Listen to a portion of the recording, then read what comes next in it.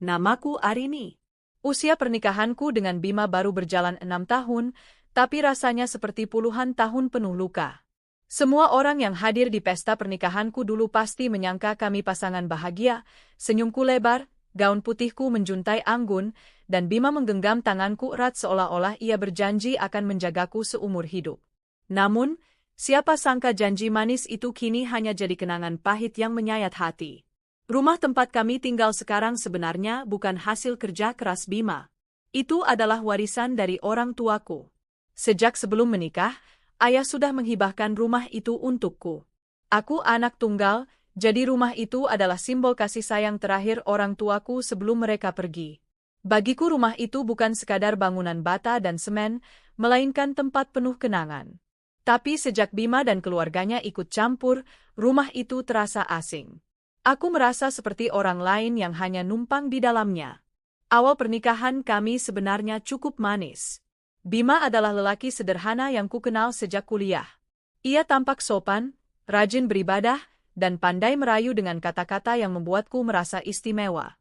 Saat itu aku tidak peduli meskipun keluarganya bukan keluarga berada.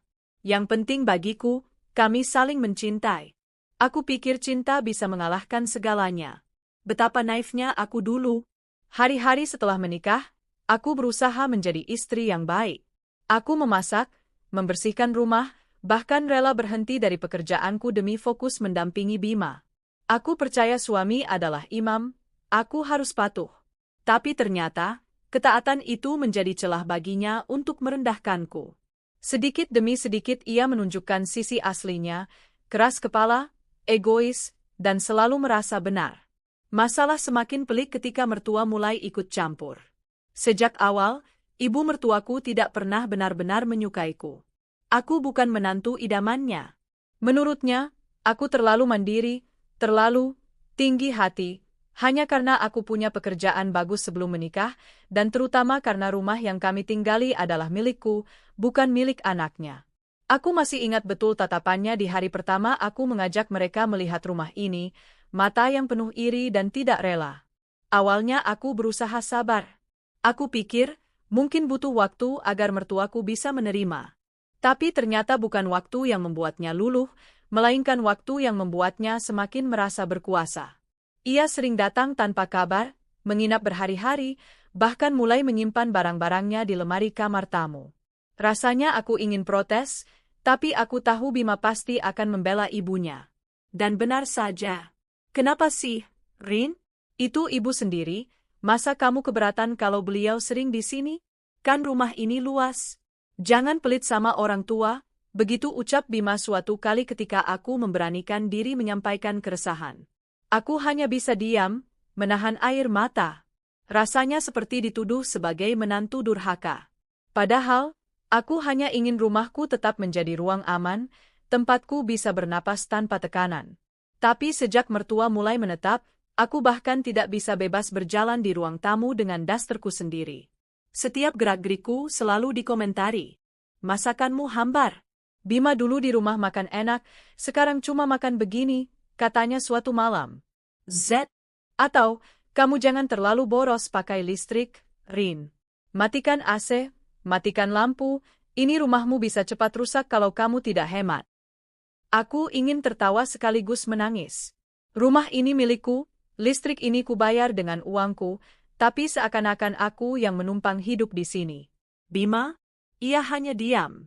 Sesekali ia bahkan ikut mengomeliku dengan alasan menjaga perasaan ibunya. Aku semakin merasa sendirian. Hari-hari terasa semakin berat. Aku mulai kehilangan semangat. Rumah yang dulu penuh kenangan masa kecil kini berubah jadi penjara.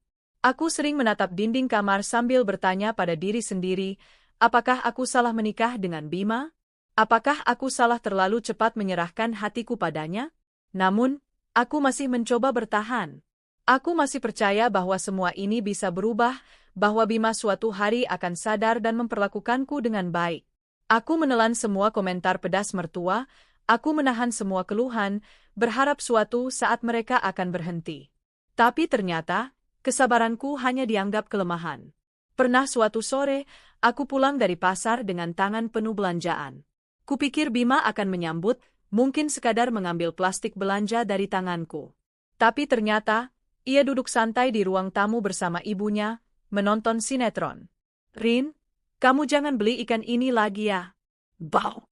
Bima tidak suka. Lain kali beli yang segar, kalau tidak bisa masak ya biar ibu yang atur belanja, kata ibu mertuaku ketus. Bima hanya tertawa kecil, seolah mendukung ucapan ibunya. Aku berdiri kaku di depan pintu, mencoba menahan perih di dadaku. Aku ingin sekali berteriak bahwa aku bukan pembantu, aku bukan budak di rumahku sendiri. Tapi bibirku keluh. Aku hanya bisa masuk ke dapur dan meneteskan air mata di sana. Hari demi hari, rasa cintaku pada Bima mulai pudar. Yang tersisa hanyalah luka, kecewa, dan rasa terjebak. Aku tidak tahu harus mengadu pada siapa. Teman-temanku banyak yang iri padaku karena kupikir mereka melihatku tinggal di rumah besar, menikah dengan lelaki tampan. Mereka tidak tahu neraka seperti apa yang harus kutanggung setiap hari. Kadang, aku ingin pergi, kabur, menyewa rumah kecil dan hidup sendiri. Tapi kemudian aku teringat pada rumah ini. Rumah ini adalah peninggalan orang tuaku. Mereka membangunnya dengan susah payah, penuh cinta, dan menitipkannya padaku. Jika aku pergi, berarti aku membiarkan orang lain merebut apa yang menjadi hakku. Aku tidak boleh kalah. Aku harus bertahan. Namun, aku tidak tahu bahwa semua penderitaanku baru saja dimulai. Bahwa ada luka yang lebih besar menunggu, lebih dalam daripada sekadar mertua yang cerewet atau suami yang tak berpihak. Luka itu bernama pengkhianatan. Aku masih ingat, malam itu aku terbangun karena mendengar suara berbisik-bisik di ruang tamu. Saat kulangkahkan kaki pelan ke arah pintu kamar, aku melihat Bima sedang berbicara dengan seseorang lewat telepon.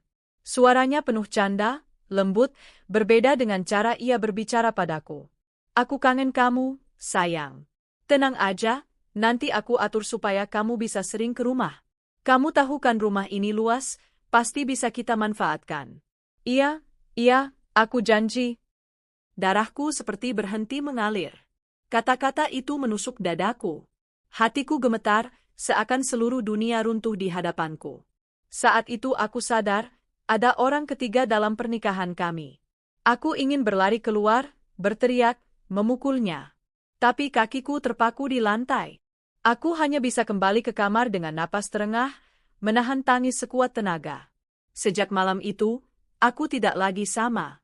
Di dalam diriku, ada sesuatu yang perlahan tumbuh. Bukan cinta, bukan harapan, melainkan amarah. Amarah yang lama kutahan akhirnya menemukan pemicunya. Dan aku tahu, cepat atau lambat, semua ini akan meledak. Sejak pertama kali ibu mertuaku, yang kupanggil Bu Ratna, menetap lebih lama di rumahku, aku merasa ada sesuatu yang berubah drastis dalam kehidupanku. Rumah ini, yang seharusnya menjadi tempat paling nyaman bagiku, mendadak penuh dengan aturan-aturan baru. Anehnya, aturan itu bukan aku yang buat sebagai pemilik rumah, melainkan beliau, seolah-olah rumah ini miliknya. Semula, ia hanya menginap 2-3 hari dengan alasan ingin menemani kami. Lama-kelamaan, ia menaruh pakaian di lemari kamar tamu. Lalu ada perlengkapan pribadinya, alat make-up, mukena, bahkan beberapa perhiasan. Tanpa sadar, kamar tamu sudah berubah menjadi kamar pribadinya. Aku merasa tidak enak hati, tapi siapa yang bisa menghentikan seorang ibu yang merasa dirinya lebih berhak atas anak lelakinya? Kalau ibu lama-lama di sini nggak apa-apa, kan, Rin? Tanyanya suatu sore sambil menata pakaiannya di lemari. Aku tersenyum kaku. Iya, Bu. Silakan saja. Sebenarnya hatiku ingin berteriak, kenapa ibu tidak tinggal di rumahnya sendiri saja? Tapi aku tahu, kalau aku bicara begitu, Bima pasti akan menganggapku sebagai menantu durhaka. Hari-hariku mulai berubah. Pagi hari biasanya aku bangun lebih awal, menyiapkan sarapan untuk Bima. Tapi kini, Bu Ratna selalu lebih dulu ke dapur. Ia mengatur menu sesuai seleranya, seolah aku tidak pandai memasak. Rin, jangan masak sayur ini lagi ya, kurang enak. Ibu aja deh yang urus masakan, kamu kurang pengalaman, katanya suatu kali sambil mengaduk wajan. Aku hanya bisa mengangguk, meski hatiku panas. Seolah-olah 6 tahun aku mengurus rumah tangga ini sia-sia. Tak hanya soal masakan, urusan lain pun jadi bahan komentarnya. Dari cara aku menyapu, cara menata ruang tamu, hingga urusan keuangan. Bima, kamu harus simpan uangmu baik-baik. Jangan semua kasih ke istrimu. Perempuan itu kadang suka boros, katanya suatu malam. Aku duduk di sofa, mendengar kalimat itu dengan wajah kaku. Seolah aku tak ada di sana, seolah aku bukan bagian dari percakapan mereka. Bima? Ia hanya mengangguk, bahkan tersenyum. Iya, Bu. Nanti Bima atur lagi. Seketika hatiku tercekat. Atur lagi? Jadi benar selama ini uang yang seharusnya diberikan untukku, ia tahan karena ucapan ibunya.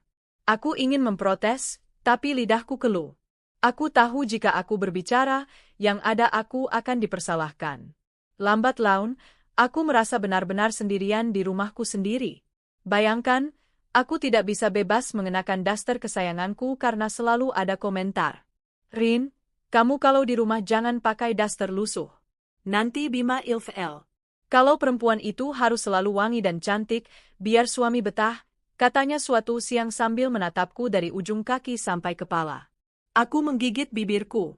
Aku ingin menjawab, daster lusuh ini kubeli dengan uangku sendiri, dan aku di rumahku sendiri, harusnya bebas. Tapi aku hanya diam. Hari demi hari, sikapnya makin menjadi. Bahkan pernah suatu kali ia mengundang keluarganya tanpa memberitahuku.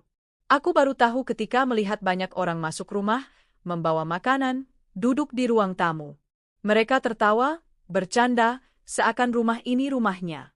Aku berdiri di dapur, kaku, sambil mendengar suara-suara itu. Mereka menyantap makanan yang dibawa sendiri, sementara aku hanya bisa menonton. Bukan tidak bisa ikut bergabung. Tapi karena mereka memperlakukanku seperti orang luar. Tak seorang pun menawariku duduk. Bima beruntung punya rumah sebesar ini. Ya semua ini rezeki Bu Ratna juga, anaknya bisa tinggal di sini, salah seorang kerabat berkata sambil melirik ke arahku. Aku merasakan darahku mendidih. Rumah ini bukan rezeki mereka. Ini warisan orang tuaku. Tapi lidahku kembali keluh. Bima? Ia hanya tertawa kecil, sama sekali tidak meluruskan ucapan mereka. Hatiku semakin hancur. Hari berganti hari, tekanan semakin berat. Aku mulai kehilangan ruang privasi. Bahkan kamar utama pun tak lagi sepenuhnya aman. Suatu pagi, Bu Ratna masuk tanpa mengetuk, hanya untuk mengambil handuk di lemari. Rin, jangan simpan barang-barang di lemari ini ya. Ibu taruh sebagian baju di sini aja, lebih gampang, katanya seenaknya. Aku tercekat. Itu lemari pribadiku dan Bima. Bagaimana bisa ia dengan santai menaruh pakaiannya di sana? Aku tahu, semua ini terjadi karena Bima tak pernah menegur ibunya. Bima selalu diam, bahkan kadang ikut mendukung. Pernah aku memberanikan diri bicara pada Bima.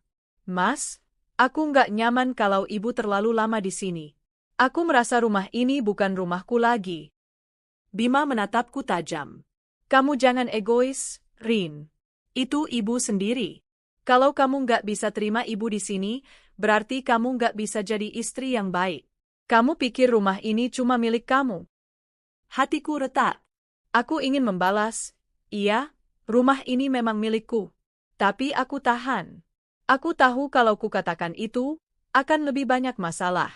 Aku memilih diam, meski hatiku perih. Namun, diamku ternyata dianggap kelemahan. Bu Ratna semakin merasa berkuasa. Ia bahkan mulai ikut campur dalam urusan pribadiku dengan Bima. Bima, kamu jangan terlalu nurut sama istrimu. Lihat, dia itu kalau dikasih kebebasan bisa seenaknya.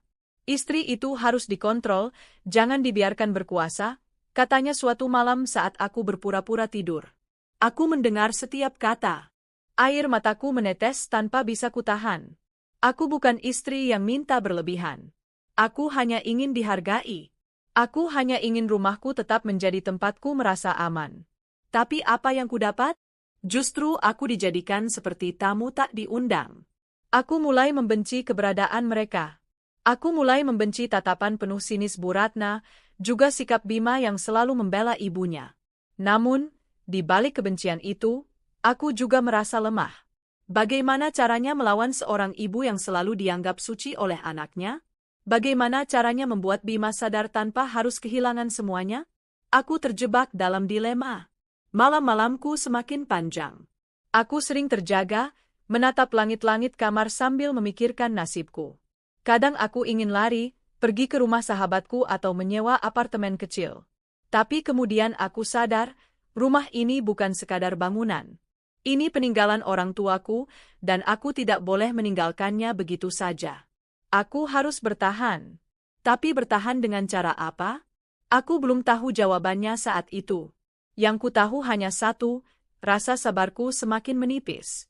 Jika terus begini, aku bisa meledak kapan saja. Dan benar saja. Ledakan itu mulai mendekat ketika orang ketiga benar-benar hadir ke dalam rumahku, bukan sekadar lewat telepon, tapi benar-benar hadir secara fisik, dijamu, bahkan diperlakukan seakan dia bagian dari keluarga. Itulah saatnya aku tahu, ini bukan lagi sekadar mertua yang ikut campur. Ini sudah masuk ke ranah penghinaan.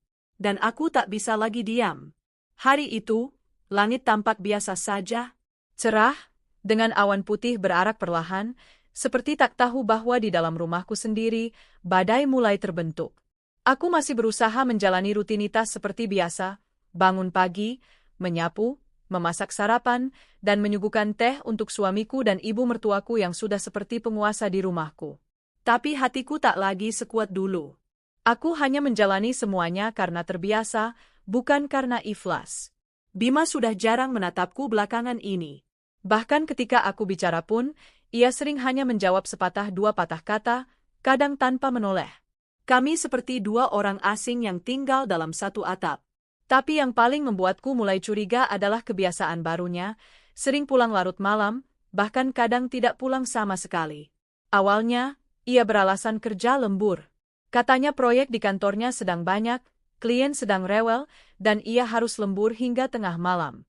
Aku percaya. Meski hatiku was-was, aku masih berusaha berpikir positif. Tapi kecurigaan itu tumbuh ketika suatu malam aku meneleponnya dan panggilanku tidak diangkat-angkat. Pukul 11 malam, aku menelepon. Tidak aktif. Ku coba lagi pukul 12. Masih tidak aktif. Pukul 1 dini hari, aku sudah menangis dalam diam di dalam kamar, sedangkan Bu Ratna tidur nyenyak di kamar tamu, tak peduli menantunya cemas. Pagi harinya, Bima pulang dengan wajah santai. Seolah tidak ada yang aneh. Dari mana aja semalam, Mas? Tanyaku perlahan. Lembur. Kenapa? Jawabnya datar. Kenapa nggak ngabarin? Aku Fauer. Ia menatapku sebentar, lalu menghela napas. Rin, jangan lebay. Aku capek, jangan ditanya-tanya kayak polisi. Hatiku perih. Aku diam. Dan sejak saat itu, aku mulai memperhatikan gerak-geriknya. Aku mulai melihat perubahan pada dirinya. Ia lebih sering memperhatikan penampilan, memakai parfum yang tidak biasa, mengganti gaya rambutnya, bahkan kadang pulang dengan senyum yang tidak pernah kuterima. Senyum yang hanya ia simpan untuk seseorang di luar sana. Sampai suatu sore, aku tak sengaja menemukan lipstik di jok mobilnya. Warna merah marun, bukan warna yang pernah kupakai. Tanganku gemetar saat menemukannya. Kutanya Bima, tapi ia hanya tertawa sinis. Itu punya teman kantor? Ketinggalan. Jangan mikir yang enggak-enggak. Teman kantor? Lipstik di jok mobil? Aku mencoba mempercayainya, meski hatiku menolak. Tapi benih curiga sudah tumbuh terlalu dalam. Aku mulai mencari tahu. Kutanya diam-diam ke salah satu teman kantornya yang kukenal secara tidak langsung. Dan jawaban yang kuterima menghancurkan seluruh sisa kepercayaanku. Kamu nggak tahu, ya? Bima sekarang deket banget sama staf baru di kantornya. Namanya Anya. Cantik banget, loh. Dengar-dengar, mereka sering bareng, bahkan keluar kota. Jantungku seakan berhenti berdetak. Anya. Nama itu mulai menghantui malam-malamku. Aku mencari tahu diam-diam. Media sosial jadi pelarian. Dan benar saja, aku menemukan akun Instagramnya. Perempuan muda, cantik, dengan senyum menggoda, sering mengunggah foto-foto di tempat-tempat yang akhir-akhir ini sering Bima sebut sebagai lokasi kerjaan. Aku tak tahan. Aku konfrontasi Bima malam itu. Mas, siapa Anya? Ia mengangkat kepalanya dari layar ponsel, alisnya naik. Kenapa tanya? Aku tahu Mas sering keluar sama dia. Aku tahu dia bukan sekadar teman kantor. Bima diam beberapa detik, lalu tersenyum tipis. Kamu stalking, ya? Mas, aku istri kamu. Aku punya hak tahu. Ia tertawa kecil. Hak tahu? Kamu terlalu paranoid, Rin. Anya itu cuma teman. Kamu jangan suka berprasangka. Aku menangis malam itu. Tapi Bima tidak memelukku. Ia malah keluar kamar, tidur di ruang tamu bersama ibunya. Aku tahu mereka berdua membicarakanku malam itu. Aku dengar samar-samar. Sudahlah, Bey. Perempuan seperti dia memang gak tahu diri. Baru dikasih sedikit kebebasan, udah mulai ngatur-ngatur. Nanti kalau kamu nikah lagi, cari yang nurut sama kamu. Jangan kayak dia. Hatiku remuk. Tapi aku diam. Aku menangis tanpa suara, menatap langit-langit kamar sambil menggenggam erat bantal. Aku tidak ingin Bu Ratna tahu bahwa aku mendengar semuanya. Aku tidak ingin mereka tahu betapa hancurnya aku malam itu. Beberapa hari kemudian, aku mulai menyadari bahwa Anya sudah lebih dari sekadar pelakor biasa. Ia sudah mulai masuk ke rumahku, secara diam-diam. Pertama kali aku melihatnya adalah ketika aku pulang lebih cepat dari biasanya setelah berbelanja di pasar. Waktu itu masih pukul 2 siang. Aku masuk rumah, dan kulihat sepatu wanita berwarna krem di depan pintu. Sepatu yang tak pernah kulihat sebelumnya. Aku masuk perlahan, jantungku berdegup kencang. Dan di ruang tamu, kulihat Bima, duduk berdua dengan seorang perempuan. Cantik. Wajahnya tirus, rambutnya panjang, bibirnya dipoles lipstik merah marun. Mereka tampak seperti sepasang kekasih yang nyaman satu sama lain. Aku berdiri di ambang pintu, tubuhku kaku. Mereka baru sadar kehadiranku beberapa detik kemudian. Bima terkejut. Rin, kamu kok udah pulang? Aku tidak menjawab. Tatapanku hanya tertuju pada perempuan itu. Dia berdiri, tersenyum ramah seolah tidak merasa bersalah. Halo, Kak. Aku Anya. Teman kantornya Mas Bima. Kami lagi ngerjain proyek bareng. Aku masih diam. Hatiku panas. Tapi aku berusaha tenang. Aku tidak ingin marah di depan perempuan asing ini. Aku hanya menoleh ke arah Bima dan berkata pelan, Mas, bisa ikut aku sebentar ke dapur? Kami masuk dapur. Begitu pintu tertutup, aku langsung meledak. Mas bawa dia ke rumahku. Ke rumah ini? Di siang bolong? Tanpa izin aku? Bima menghela napas kasar. Rin, kamu lebay. Dia cuma bantuin aku ngerjain proyek. Di ruang tamu? Berduaan? Pakai senyum-senyum gitu? Bima membanting sendok ke meja. Kamu jangan histeris. Aku capek kalau kamu terus curiga. Aku menatapnya tajam. Aku bukan curiga, Mas. Aku tahu kamu selingkuh. Aku tahu kamu sering pergi bareng dia. Dan sekarang kamu bawa dia ke rumah ini.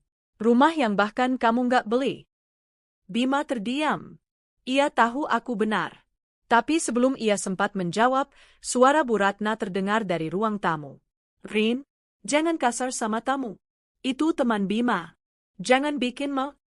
Aku menarik napas dalam-dalam. Tamu? Pelakor sekarang dianggap tamu? Hari itu aku tahu, aku benar-benar sendirian. Tidak ada yang membelaku. Tidak suamiku, tidak pula mertuaku. Dan sejak hari itu, kehadiran Anya semakin sering. Ia datang siang, sore, bahkan pernah menginap dengan dalih, kerja lembur. Aku tak pernah mengizinkan, tapi mereka tidak peduli. Aku pernah mencoba menolak. Tapi Bima berkata dingin, ini juga rumahku, Rin. Aku berhak bawa siapa aja. Aku hampir menamparnya waktu itu. Tapi aku tahu, kalau aku melakukannya, aku yang akan disalahkan. Dan Bu Ratna? Ia justru menyambut Anya dengan ramah. Ia menyeduhkan teh, membawakan kue, bahkan memanggilnya, Nak Anya. Seolah aku yang salah. Seolah aku yang tidak tahu diri. Hari-hariku berubah jadi neraka.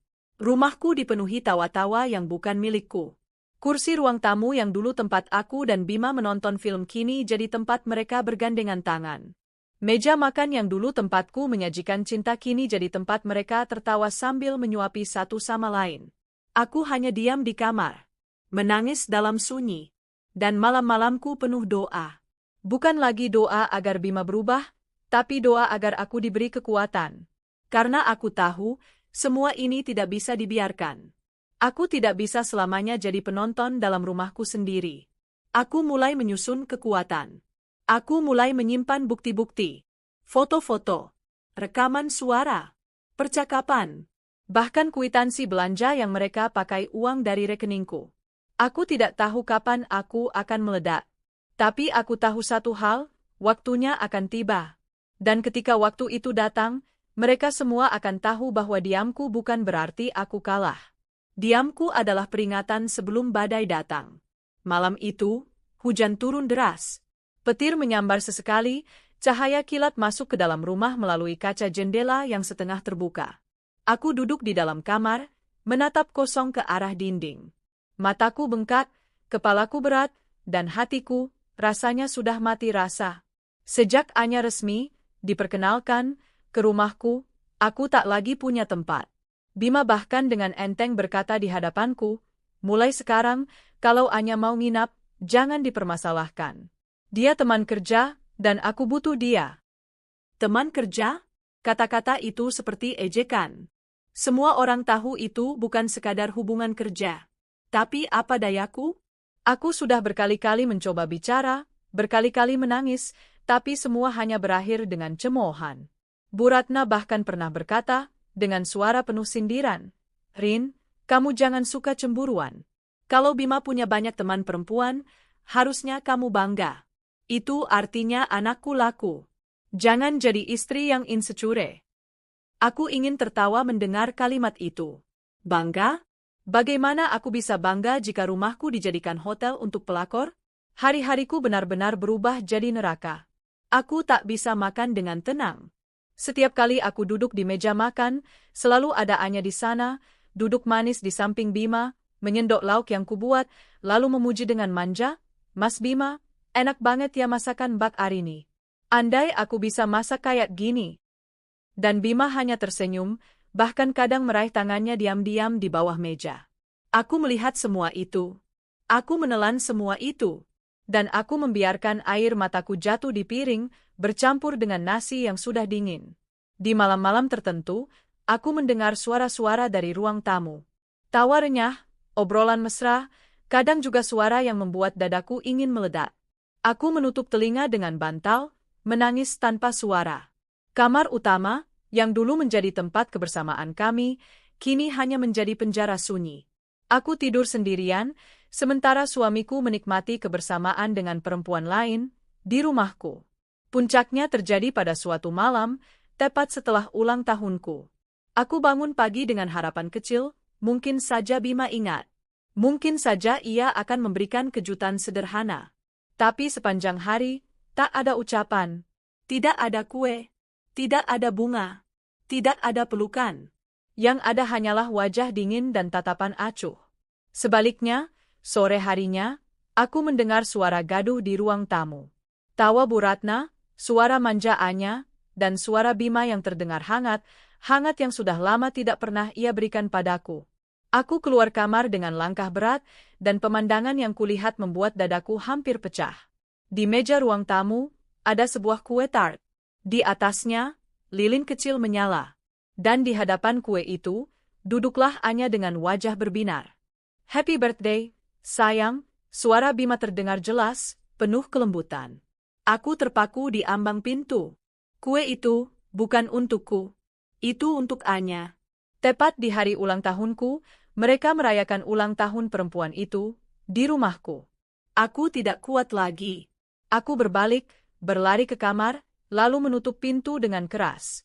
Aku meraung sekuat tenaga, menutup wajah dengan bantal agar tangisanku tidak terdengar. Aku menggigit bibir sampai berdarah, mencoba menahan teriakan marah yang hampir keluar. Malam itu aku tidak keluar kamar. Tidak peduli berapa lama mereka tertawa, tidak peduli berapa lama mereka merayakan kebahagiaan di atas penderitaanku. Aku hanya berbaring di lantai, memeluk lutut, sambil berbisik, "Cukup, cukup, cukup." Besok paginya, aku berdiri di depan cermin kamar mandi. Wajahku pucat, mataku bengkak, rambutku acak-acakan. Aku hampir tidak mengenali diriku sendiri. Ini bukan aku, bisikku. Aku tidak boleh terus seperti ini. Saat itu aku sadar. Kesabaranku sudah di ujung. Aku tidak bisa lagi membiarkan mereka seenaknya menginjak harga diriku. Aku tidak bisa lagi menjadi boneka bisu yang hanya menangis di sudut kamar. Aku mulai bangkit. Diam-diam, aku mencari kembali sertifikat rumah yang selama ini kusimpan di laci besi di gudang. Aku mengelap debu di atasnya, meraba kertas itu dengan tangan gemetar. Inilah buktiku. Inilah senjataku. Rumah ini milikku. Bukan milik Bima, bukan milik Bu Ratna, apalagi milik Anya. Aku juga mulai mengumpulkan bukti perselingkuhan. Aku sudah punya beberapa foto, Bima bergandengan dengan Anya di mall, Bima mengantar Anya pulang, bahkan rekaman suara mereka bercakap mesra. Semua itu kusimpan rapi di sebuah folder khusus di laptopku, dengan salinan di flash disk kecil yang kusimpan di tas kerja. Setiap kali aku merasa lemah, aku membuka folder itu. Bukan untuk menyakiti diri sendiri, tapi untuk mengingatkan diriku. Aku tidak boleh diam lagi. Aku harus melawan. Namun, meski aku sudah menyiapkan semua bukti, aku masih belum menemukan waktu yang tepat. Aku ingin sekali mengusir mereka saat itu juga. Tapi aku tahu, kalau aku melakukannya tanpa perhitungan, Bima bisa saja membalikkan keadaan, menganggapku gila, dan malah mengusirku balik. Aku harus sabar sedikit lagi. Dan kesabaran terakhirku diuji pada suatu malam, ketika aku keluar kamar karena lapar. Aku berjalan ke dapur dengan langkah pelan, berharap tidak berpapasan dengan siapapun. Tapi begitu sampai di ruang tamu, aku melihat sesuatu yang membuat darahku mendidih. Anya tidur di sofa, dengan kepala bersandar di bahu Bima. Tangannya menggenggam tangan Bima erat, sementara Bu Ratna duduk di kursi sebelah, menonton televisi sambil tersenyum puas. Aku berdiri di sana, tubuhku gemetar. Mas, suaraku bergetar, apa-apaan ini? Bima menoleh, wajahnya kesal. Kamu kenapa sih ribut terus? Anya capek, jadi istirahat sebentar. Masalah? Masalah? Aku hampir berteriak. Dia tidur di rumah ini. Di rumahku. Di depan ibumu. Dan kamu masih bilang tidak ada masalah. Bu Ratna langsung menyahut. Rin, kamu jangan histeris. Kalau kamu nggak bisa terima Anya, itu salah kamu. Bima butuh perempuan yang bisa bikin dia bahagia. Kamu jelas nggak bisa? Aku menatap mereka satu persatu. Bima yang duduk santai seolah tak bersalah. Anya yang pura-pura tertidur dengan wajah manis. Bu Ratna yang memandangku dengan tatapan penuh kebencian. Dan saat itu, aku tahu, aku sudah sampai di titik puncak kesabaranku. Aku tidak akan menangis lagi. Aku tidak akan berteriak-teriak tanpa hasil. Aku akan melawan dengan cara yang mereka tidak sangka. Aku kembali ke kamar malam itu, menutup pintu dengan tenang. Tapi di dalam hatiku, badai sudah siap meledak. Aku berbisik pada diriku sendiri. Bersiaplah. Sebentar lagi, semua akan berubah. Aku akan ambil kembali rumahku. Aku akan rebut kembali harga diriku. Dan aku akan pastikan, kalian semua menyesal karena meremehkanku.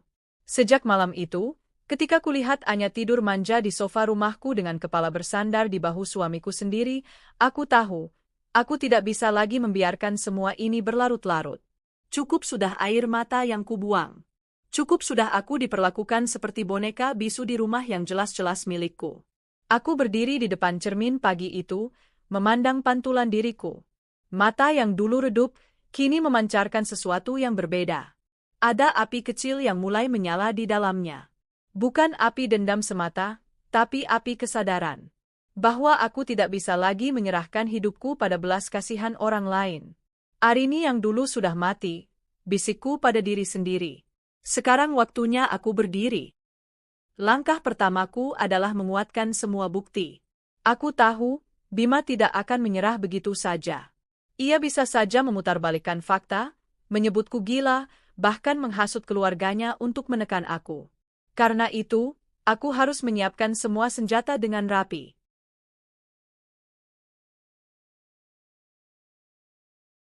Setiap kali Bima pulang larut malam, aku diam-diam mencatat jam kepulangannya. Setiap kali Anya datang ke rumah, Aku menyelipkan ponselku di sudut ruangan untuk merekam. Beberapa kali, aku berhasil merekam suara mereka bercanda mesra, bahkan panggilan, sayang, yang keluar dari mulut Bima. Aku juga sengaja meninggalkan kamera kecil yang dulu kubeli saat liburan, kuletakkan di sudut rak buku. Kamera itu merekam beberapa adegan yang membuat darahku mendidih. Anya menyuapi Bima di meja makan, Bu Ratna tertawa sambil menggoda mereka, bahkan tangan Bima yang dengan enteng merangkul pinggang Anya. Semua file itu kusimpan rapat. Kupindahkan ke laptop, lalu ku backup ke flash disk kecil yang selalu kubawa di tas. Aku tahu, pada waktunya bukti-bukti ini akan menjadi senjata pamungkas. Setelah bukti perselingkuhan terkumpul, aku mulai mengurus sisi legal. Aku pergi diam-diam ke notaris yang dulu mengurus surat warisan orang tuaku. Aku membawa sertifikat rumah dan bertanya apakah dokumen itu sah sepenuhnya atas namaku. Notaris itu tersenyum ramah. Ibu Arini, semua dokumen lengkap. Rumah ini memang atas nama ibu sepenuhnya. Tidak ada nama suami ibu, apalagi pihak lain. Hatiku lega. Mendengar kalimat itu seperti mendapatkan tameng besar. Aku bisa mengusir mereka kapan saja, dan secara hukum aku benar. Apa suami saya bisa menuntut kepemilikan? Tanyaku hati-hati. Tidak. Karena ini murni hibah dari orang tua ibu sebelum menikah. Jadi statusnya harta bawaan. Suami tidak bisa menuntut. Aku mengangguk mantap. Satu beban berat lepas dari pundakku. Tapi aku tidak ingin gegabah. Aku tahu, kalau aku tiba-tiba mengusir mereka tanpa rencana matang, aku yang akan terlihat salah. Aku harus menunggu momen yang tepat, saat mereka benar-benar merasa paling berkuasa, saat mereka yakin aku sudah kalah total. Aku mulai berakting. Aku kembali bersikap seolah-olah pasrah. Aku tidak lagi marah ketika Anya datang, tidak lagi protes ketika Bima pulang larut malam, tidak lagi mengeluh ketika Bu Ratna mencaci. Aku tersenyum tipis, menyajikan makanan seperti biasa, bahkan terkadang berpura-pura sibuk sendiri di kamar. Mereka senang. Mereka mengira aku sudah menyerah. Mereka pikir aku akhirnya menerima keadaan, rela berbagi rumah dengan perempuan lain, rela hidup dalam bayang-bayang pelakor. Padahal, di balik semua itu, aku sedang mengatur langkah demi langkah. Aku mulai menabung diam-diam dari hasil kecil-kecilan menjual kue dan catering ke tetangga. Uang itu bukan untuk mereka, melainkan untukku sendiri, untuk bekal jika nanti aku harus benar-benar melepaskan Bima. Aku juga mencari tahu pengacara yang bisa membantuku, membaca forum-forum perempuan korban perselingkuhan, belajar dari kisah mereka bagaimana cara bangkit. Setiap malam, aku duduk di kamar dengan laptop menyala, menuliskan semua kronologi penderitaanku. Dari awal mertua ikut campur, hingga Anya masuk ke rumahku. Semua detail kutulis rapi, lengkap dengan tanggal dan bukti. Aku akan menulis sejarahku sendiri, bisikku. Dan sejarah ini akan jadi senjata. Momen itu akhirnya datang lebih cepat dari yang kuduga. Suatu sore, Bima pulang membawa Anya. Tapi kali ini berbeda. Ia datang dengan koper besar di tangannya. Anya pun membawa tas besar, seolah-olah baru pindahan. Aku berdiri di teras, menatap mereka dengan tatapan datar. Mas, apa maksudnya? Tanyaku pelan. Bima tersenyum dingin. Mulai sekarang, Anya tinggal di sini. Darahku mendidih. Apa? Tinggal di sini? Di rumah ini? Ya, jawabnya enteng. Rumah ini kan besar. Kamu jangan egois, Rin. Kalau kamu bisa menerima dia, kita bisa hidup bertiga dengan damai. Aku terhenyak. Hidup bertiga? Apa aku ini istri atau sekadar pembantu yang disuruh berbagi ranjang dengan pelakor? Anya menunduk pura-pura malu, tapi senyumnya terlihat jelas. Aku nggak mau ganggu, Kak. Tapi Mas Bima maksa. Katanya biar lebih gampang kalau aku dekat sama dia. Dan di belakang mereka, Bu Ratna muncul, ikut menimpali. Sudahlah, Rin. Terima aja. Kamu kan nggak bisa kasih Bima kebahagiaan. Biar ada Anya yang nemenin. Jangan egois. Hatiku hancur. Tapi wajahku tetap tenang. Aku tersenyum tipis. Baiklah, kataku pelan. Kalau itu yang kalian mau. Mereka terkejut mendengar jawabanku. Tapi aku segera menunduk, menyembunyikan senyum sinis yang mulai terukir di bibirku. Dalam hatiku, Aku berkata, kalian benar-benar sudah kelewatan. Dan sekarang, waktunya aku menunjukkan siapa pemilik rumah ini sebenarnya. Malam itu, aku menyiapkan semua. Aku memotret koper Anya yang diletakkan di kamar tamu, merekam video saat Bima dengan bangga berkata bahwa Anya akan tinggal di rumah ini. Aku bahkan merekam suara Bu Ratna yang berkata bahwa aku tidak bisa membahagiakan anaknya. Semua file itu kusimpan di folder khusus, dengan nama, Bukti Akhir. Aku juga sudah menghubungi seorang pengacara melalui telepon, menceritakan secara singkat kasusku. Pengacara itu berkata, tenang, Bu. Dengan bukti-bukti seperti ini dan sertifikat rumah di tangan, Ibu bisa dengan mudah mengusir mereka secara hukum. Hatiku berdebar. Inilah saatnya, tapi aku tidak ingin hanya sekadar mengusir diam-diam. Aku ingin mereka merasa malu. Aku ingin mereka sadar betapa selama ini mereka menginjak-injakku. Aku ingin mereka pergi dengan kepala tertunduk, bukan dengan angkuh. Karena itu, aku memutuskan, aku akan menunggu mereka berkumpul lengkap. Saat Bima, Bu Ratna, dan Anya berada di rumah dengan sikap paling berkuasa, saat itulah aku akan mengeluarkan semua kartu asku. Aku berjanji pada diriku sendiri, tidak akan ada lagi air mata. Tidak akan ada lagi ratapan. Yang ada hanya satu, kemenangan. Malam itu, aku tidur dengan tenang untuk pertama kalinya dalam waktu lama. Bukan karena masalahku selesai, tapi karena aku tahu, sebentar lagi semua akan berubah. Dan untuk pertama kalinya, aku merasa kuat. Aku tidak lagi korban. Aku adalah pemilik rumah ini. Dan aku akan mengambil kembali hakku. Hari itu, rumah terasa berbeda. Seperti ada udara yang lebih pekat, lebih berat, tapi juga penuh dengan getaran aneh, getaran yang kutunggu-tunggu. Aku tahu, inilah hari yang sudah lama kusiapkan. Aku sudah tidak ingin lagi menunggu. Semua bukti sudah lengkap, pengacara sudah siap memberi dukungan kapan saja, dan yang paling penting, hatiku sudah benar-benar bulat. Aku duduk di ruang tamu pagi itu, dengan secangkir teh panas di meja. Kutatap sekeliling rumahku. Dinding-dinding yang dulu dipenuhi tawa orang tuaku kini terasa asing. Sofa yang kubeli dengan hasil jerih payahku sendiri kini menjadi singgasana bagi Anya dan Bima. Lantai yang sering kubersihkan dengan penuh cinta kini diinjak-injak dengan sombong oleh Bu Ratna.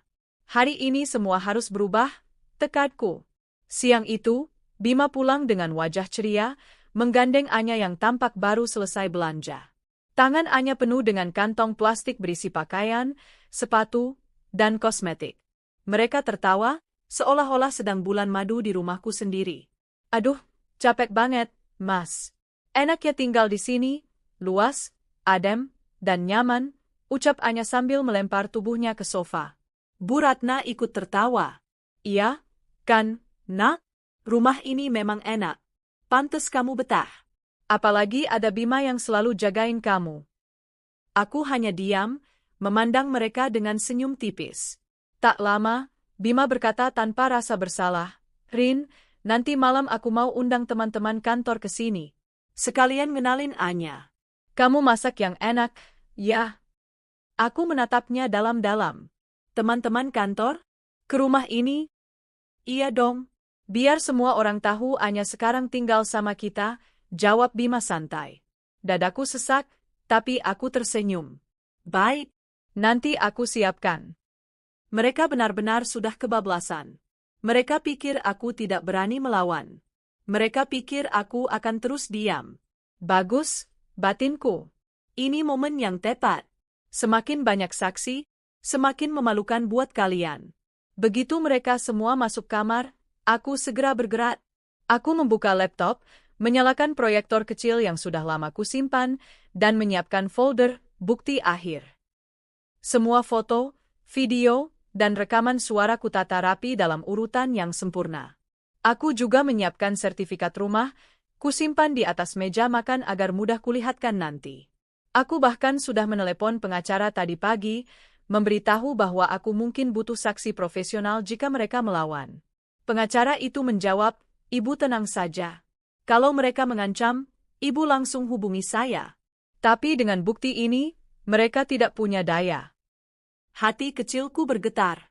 Selama bertahun-tahun aku dipandang lemah, diremehkan, dianggap tidak punya kuasa. Tapi sebentar lagi, semua akan berubah. Sore menjelang malam, rumah mulai ramai. Beberapa teman Bima datang, membawa botol minuman dan makanan kecil. Mereka tampak terkejut ketika melihat Anya sibuk menyambut tamu, bahkan lebih heboh daripada aku. Ini siapa, Mas Bima? Kok bukan Bak Arini yang nyambut? Tanya salah seorang rekan kerja Bima. Bima hanya tertawa. Oh, ini Anya. Teman dekat saya. Sekarang dia tinggal di sini juga. Beberapa tamu saling berpandangan, sebagian tersenyum canggung, sebagian lain bisik-bisik.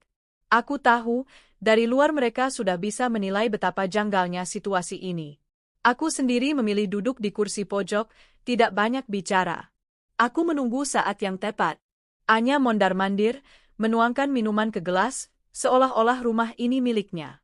Bu Ratna duduk dengan bangga di tengah tamu, bercerita tentang betapa Anya itu baik, perhatian, dan bisa membuat Bima bahagia. Aku bisa merasakan panas di dadaku, tapi wajahku tetap datar. Hingga akhirnya, setelah semua tamu duduk, aku berdiri. Permisi, semuanya. Suaraku terdengar jelas, membuat ruangan hening seketika. Semua mata tertuju padaku. Bima menoleh dengan wajah sebal. Rin, jangan ganggu. Lagi enak ngobrol ini. Aku tersenyum tipis.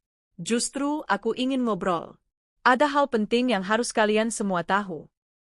Tamu-tamu mulai saling berbisik. Aku melangkah ke meja, menyalakan proyektor, dan layar putih yang kugantungkan di dinding langsung menyala. Gambar pertama yang muncul adalah foto Bima dan Anya berpelukan di ruang tamu rumah ini. Salah satu tamu menutup mulutnya kaget. Bima berdiri tergesa-gesa. Rin, matikan itu. Aku menoleh padanya, tatapanku tajam. Duduk, Bima. Saat ini bukan kamu yang berhak bicara. Bima terdiam, wajahnya memerah. Slide berikutnya muncul, video rekaman Anya tidur di sofa rumahku, dengan kepala bersandar di bahu Bima. Lalu rekaman Bu Ratna tertawa sambil berkata bahwa aku tidak bisa membahagiakan anaknya. Ruangan mendadak riuh. Beberapa tamu menatap Anya dengan tatapan sinis, sebagian lain melirikku penuh simpati. Astaga, jadi selama ini, bisik seseorang. Aku menatap semua orang. Suaraku bergetar, tapi tegas. Selama berbulan-bulan, aku tinggal di rumahku sendiri tapi diperlakukan seperti tamu. Suami yang seharusnya melindungiku malah membawa perempuan lain untuk tinggal di sini. Mertua yang seharusnya menyayangiku justru mengusirku dari ruanganku sendiri. Mereka pikir aku tidak berani melawan. Mereka pikir aku akan diam selamanya. Tapi malam ini, aku ingin semua orang tahu, rumah ini adalah milikku. Dan aku tidak akan lagi membiarkan mereka berkuasa di sini. Aku mengangkat sertifikat rumah, menunjukkannya ke semua orang. Ini buktinya. Rumah ini sah sepenuhnya atas namaku. Tidak ada satupun dari mereka yang punya hak tinggal di sini tanpa izinku. Bima mendekat dengan wajah merah padam. Rin, kamu keterlaluan. Memalukan aku di depan teman-temanku. Aku menatapnya dingin. Yang memalukan adalah kamu, Mas. Membawa perempuan lain ke rumah istri sahmu. Membiarkan ibumu menghina aku di rumah peninggalan orang tuaku. Itu yang memalukan. Anya berdiri, mencoba membela diri. Kak Arini, aku cuma korban. Mas Bima yang maksa aku tinggal di sini. Aku langsung memotong. Korban? Lalu siapa yang kulihat tertawa mesra, tidur nyaman di sofa, dan ikut campur di rumah tanggaku? Jangan pura-pura polos, Anya. Kamu sama saja bersalah. Wajah Anya pucat. Bu Ratna ikut berdiri, menunjukku dengan kasar. Kurang ajar kamu, Rin. Berani melawan orang tua. Kamu pikir kamu siapa? Aku menarik napas panjang. Saya pemilik rumah ini, Bu. Dan sebagai pemilik rumah, saya berhak mengusir siapapun yang tidak saya izinkan tinggal di sini. Termasuk ibu. Ruangan semakin tegang. Aku melangkah ke pintu, membukanya lebar-lebar. Silakan keluar. Malam ini juga, kamu, Bima, kamu juga, Anya, dan ibu. Kalian tidak lagi berhak tinggal di sini. Arini, jangan seenaknya, bentak Bima. Aku menatapnya dengan tajam, lalu mengangkat flash disk kecil yang berisi semua bukti. Kalau kalian tidak keluar, besok pagi semua bukti ini akan kuajukan ke pengadilan. Perceraian, gugatan perzinaan, dan laporan moral di kantor tempatmu bekerja. Mau karirmu hancur, Mas? Bima terdiam, wajahnya tegang. Aku tahu, ancamanku berhasil menusuknya. Aku kasih waktu 10 menit. Ambil barang-barang kalian dan keluar dari rumahku. Sunyi. Tidak ada yang berani bicara. Perlahan, Bu Ratna mendengus kesal, meraih tasnya, lalu berjalan keluar dengan wajah masam. Anya menyusul, air matanya berlinang. Bima masih berdiri di tempat, menatapku dengan pandangan campuran marah dan tidak percaya.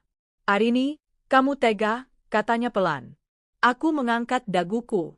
Aku tidak tega, Mas. Aku hanya memilih untuk tidak lagi diinjak-injak. Kamu yang tega mengkhianati aku. Kamu yang tega mempermalukan aku. Jadi sekarang, silakan keluar. Karena mulai malam ini, rumah ini hanya milikku. Akhirnya, dengan wajah muram, Bima menyeret langkahnya keluar. Aku menutup pintu dengan keras. Begitu pintu tertutup, aku bersandar di dinding, menutup mata. Air mataku mengalir, tapi kali ini bukan air mata kelemahan. Ini air mata kebebasan. Untuk pertama kalinya setelah sekian lama, rumahku terasa kembali menjadi milikku. Tidak ada lagi suara cemoohan, tidak ada lagi tawa palsu, tidak ada lagi pelakor yang menguasai ruanganku. Aku tersenyum tipis. Akhirnya, bisikku. Dan malam itu, aku tidur dengan nyenyak. Malam itu, setelah pintuku tutup rapat-rapat, rumah terasa asing. Bukan karena ada yang hilang, tapi justru karena heningnya. Hening yang lama sekali tidak kurasakan. Aku berjalan perlahan ke ruang tamu. Sofa yang biasanya ditempati Anya kini kosong. Meja yang sering dipenuhi barang belanjaan mereka kini bersih. Lantai terasa luas tanpa langkah-langkah mereka yang seenaknya. Aku duduk, menyandarkan punggung, dan menutup mata. Ada air mata mengalir di pipiku. Tapi kali ini bukan air mata sakit, melainkan lega. Akhirnya, rumah ini kembali jadi rumahku. Pagi pertama terasa canggung. Biasanya aku bangun dengan suara ribut Bu Ratna yang mengatur ini itu, atau suara Bima yang bercanda dengan Anya. Kini hanya ada sunyi. Aku berjalan ke dapur, membuat teh untuk diriku sendiri. Tidak ada lagi yang menuntut sarapan beraneka ragam, tidak ada lagi komentar pedas tentang masakanku. Hanya aku, dengan cangkir teh hangat. Kupandangi rumah ini sekali lagi. Banyak kenangan buruk menempel di setiap sudut. Tapi aku sadar, dinding dan lantai ini tidak salah. Yang salah adalah orang-orang yang menempatinya dengan penuh keserakahan. Hari itu aku memutuskan sesuatu, aku akan membersihkan rumah ini. Bukan sekadar membersihkan debu, tapi juga semua energi buruk yang pernah mereka tinggalkan. Aku mulai dari ruang tamu. Aku buka jendela lebar-lebar, membiarkan cahaya matahari masuk. Kutarik nafas dalam-dalam, lalu mulai membersihkan setiap sudut. Sofa kusapu, meja kuatur ulang, bahkan karpet kujemur. Setiap kali aku menghapus debu, rasanya seperti menghapus bekas luka di hatiku. Setiap kali aku menyemprotkan wangi ruangan, rasanya seperti memberi napas baru bagi hidupku. Siang itu, rumah ini benar-benar berubah. Lebih lapang, lebih terang, lebih hidup. Hari-hari berikutnya, kabar tentang pengusiran itu menyebar cepat. Tentu saja, karena banyak saksi yang hadir malam itu. Beberapa tetangga datang menemuiku, dengan wajah penuh rasa ingin tahu. Mbak Arini, bener ya, Mas Bima udah nggak tinggal di sini lagi? Tanya Bu Yani, tetangga sebelah rumah. Aku tersenyum tenang. Iya, Bu. Sekarang rumah ini cuma saya sendiri. Bu Yani menghela napas. Alhamdulillah. Soalnya saya sama tetangga lain suka nggak enak lihat Mbak diperlakukan begitu. Tapi kan kami nggak bisa ikut campur. Aku mengangguk. Saya mengerti, Bu. Terima kasih sudah peduli. Ada juga tetangga lain yang berbisik. Mbak, jujur ya, waktu tahu Mas Bima bawa perempuan lain ke rumah, kami semua kaget. Tapi kami lihat Mbak sabar banget. Salut, deh. Akhirnya Mbak berani juga. Aku hanya tersenyum. Dalam hati, Aku tahu bahwa semua orang sudah lama melihat keburukan mereka, hanya aku yang terlalu lama bertahan.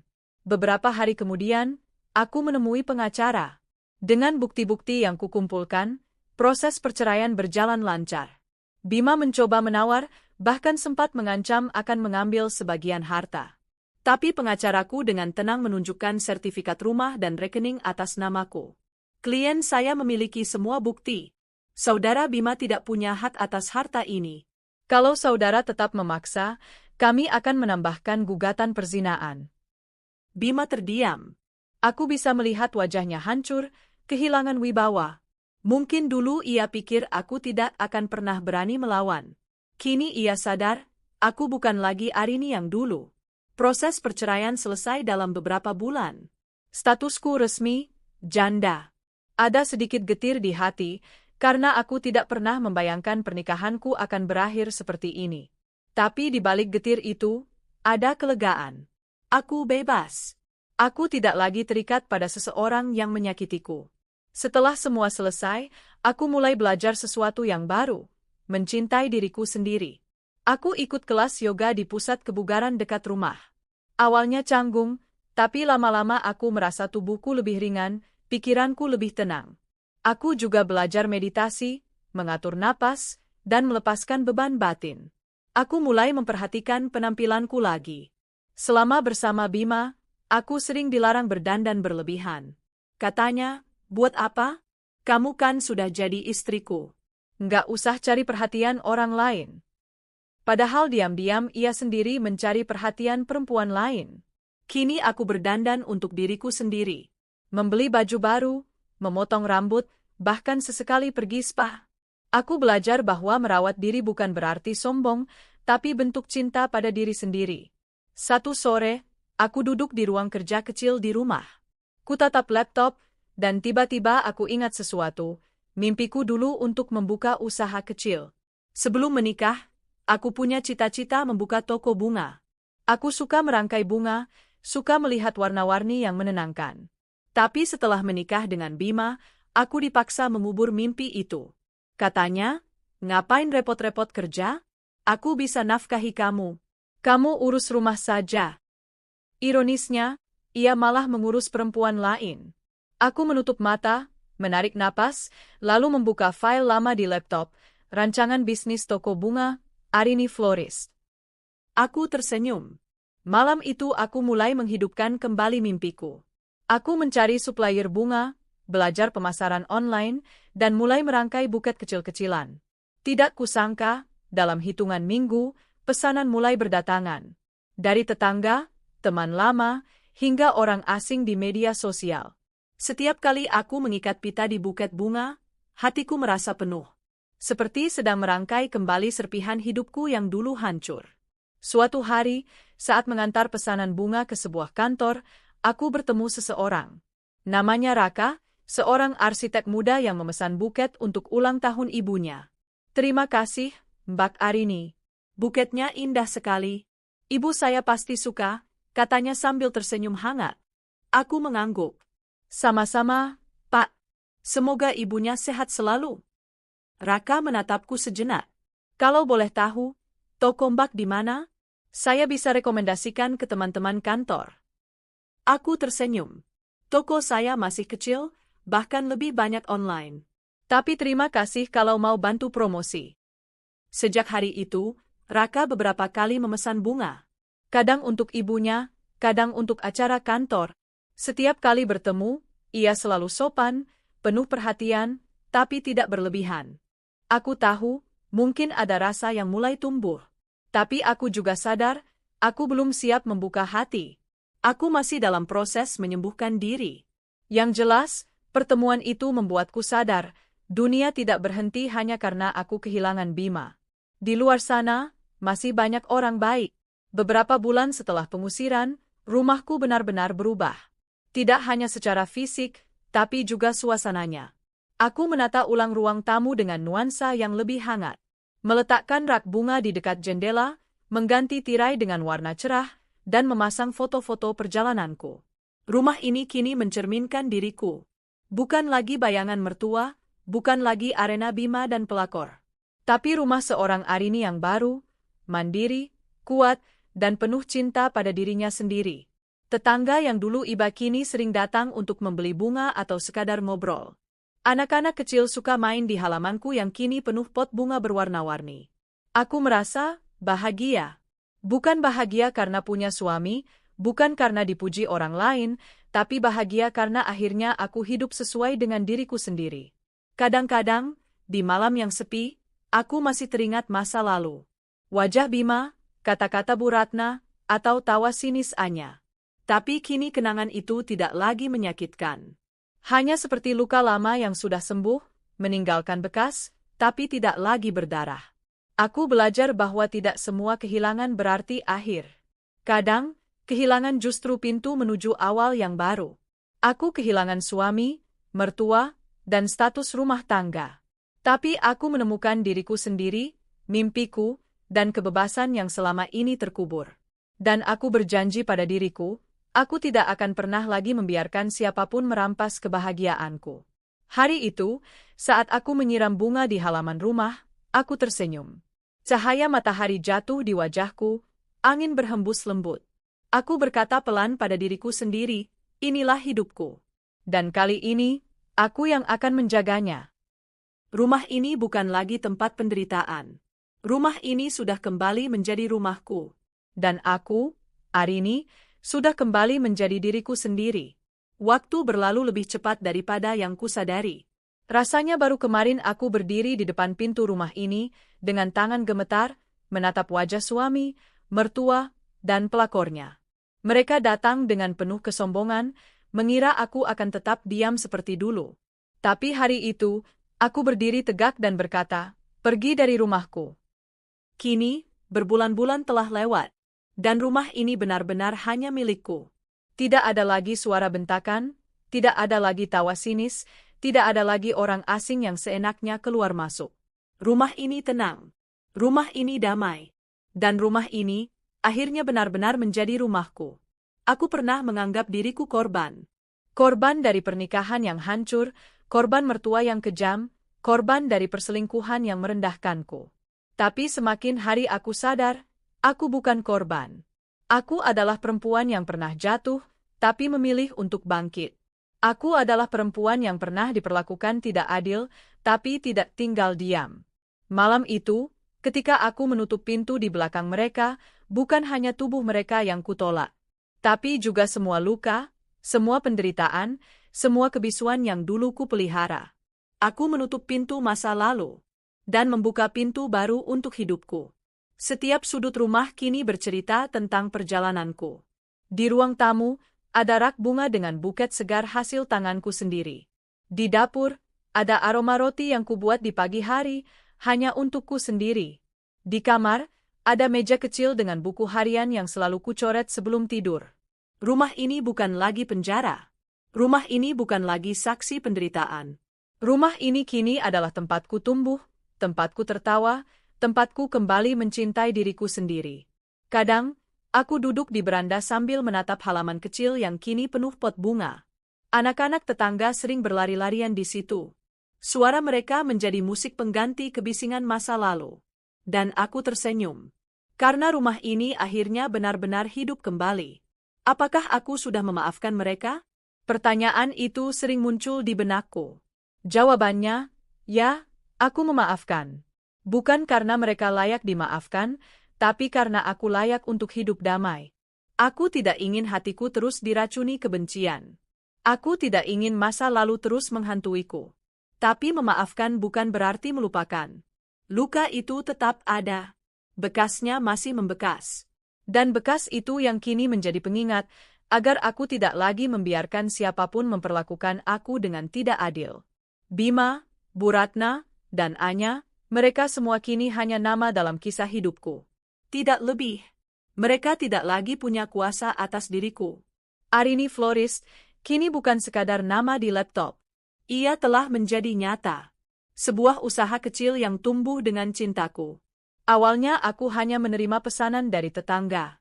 Tapi kini, pesanan datang dari berbagai kota. Aku punya akun media sosial yang ramai diikuti, bahkan beberapa kali ikut pameran kecil di kota.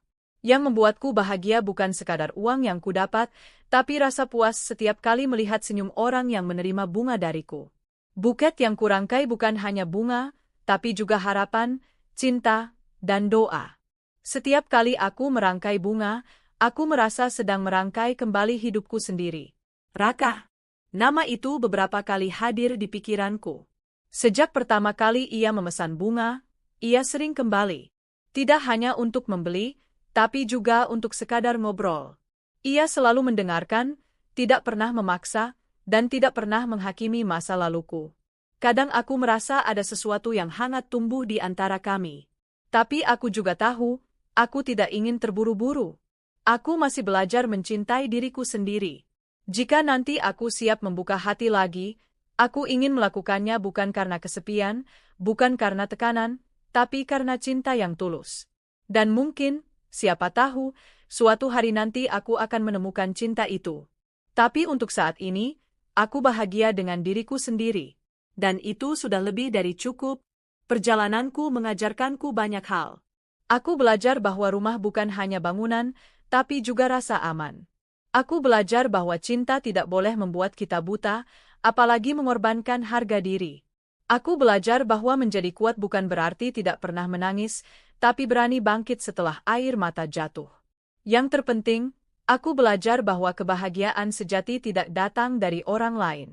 Kebahagiaan sejati datang ketika kita berdamai dengan diri sendiri. Malam ini aku duduk di beranda rumah, menatap langit penuh bintang. Angin malam berhembus lembut, membawa aroma bunga dari halaman. Aku tersenyum, dan berkata pelan pada diriku sendiri. Terima kasih, Arini. Karena kamu sudah berani. Karena kamu sudah memilih dirimu sendiri. Karena kamu sudah tidak lagi takut untuk berkata, pergi dari rumahku. Kini, rumah ini, hidup ini, dan kebahagiaan ini adalah milikmu. Dan hanya kamu yang berhak menjaganya. Aku menutup mata, merasakan kedamaian yang dulu terasa mustahil. Dan untuk pertama kalinya setelah sekian lama, aku benar-benar merasa utuh.